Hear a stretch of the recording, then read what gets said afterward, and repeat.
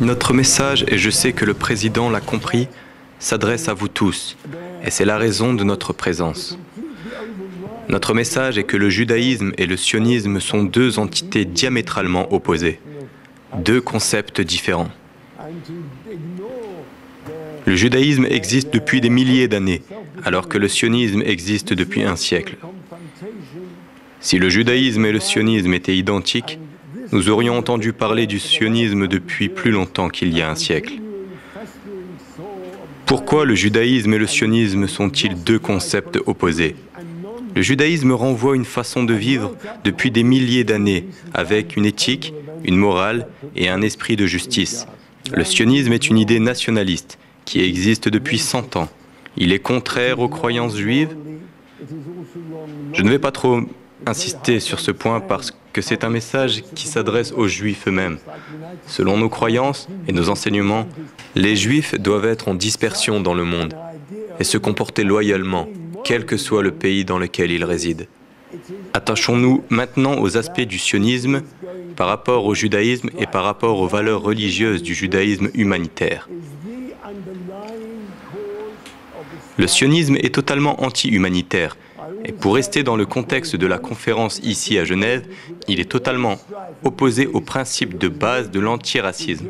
Par définition, le sionisme est une idéologie raciste, parce qu'il a pour but de s'approprier des terres en déplaçant la population qui y vivent pour les donner à un groupe en particulier. Quelle belle preuve de racisme!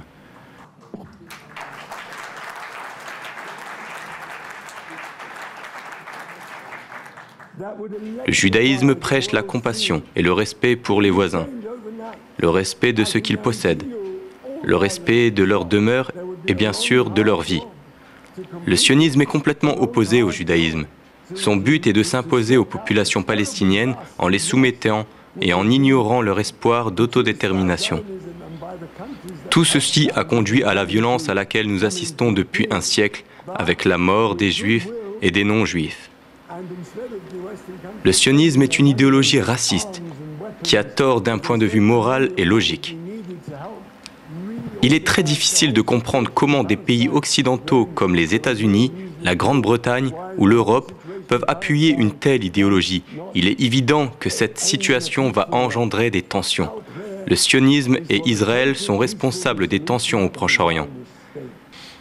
J'ai toujours dit qu'il n'y a qu'un seul pas à faire pour que les tensions disparaissent au Moyen-Orient, à condition que ce pas soit fait sincèrement par ceux qui détiennent le pouvoir et qu'ils se disent prêts à s'asseoir et discuter sincèrement d'une solution de paix dans l'État sioniste.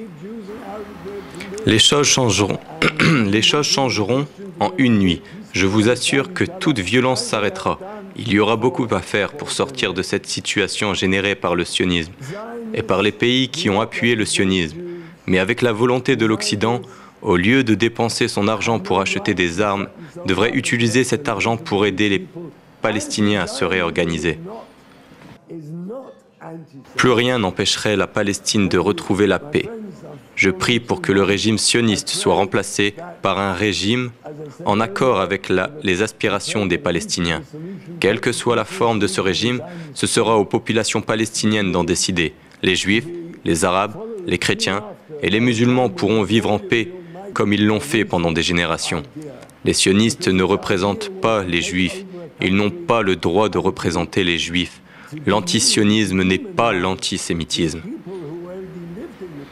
Je prie, comme je l'ai dit précédemment, pour que la paix soit la solution de l'État sioniste, pour qu'elle soit rapidement adoptée et révélée au monde, et que le monde puisse vivre ensemble en paix.